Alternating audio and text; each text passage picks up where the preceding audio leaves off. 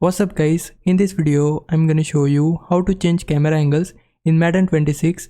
You can do it both from the settings menu and even during a match. If you already know the camera angles you prefer, that's great, but you can switch them anytime mid-match as well. Let me walk you through how it works. Inside the settings, go to visual feedback and you'll see two separate options, offensive camera and defensive camera. These can be adjusted at any time. You'll also find the camera toggle and passing cam, which you can enable or disable depending on what you like.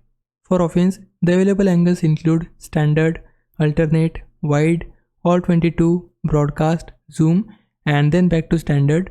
For defense, the options are similar, but you also get defensive perspective added to the list. If you prefer adjusting the camera during a match, you can do that using the D-pad. Just press down on the D-pad before the play starts. Keep in mind that you can't change the camera angle once the play has already begun, so make sure you settle on a view you like before snapping the ball. This works for both offense and defense, and that's all you need to do to change your camera angles quickly in Madden 26. Hope this helped. If it did, please like this video and subscribe my channel. For now, thanks for watching. Bye bye.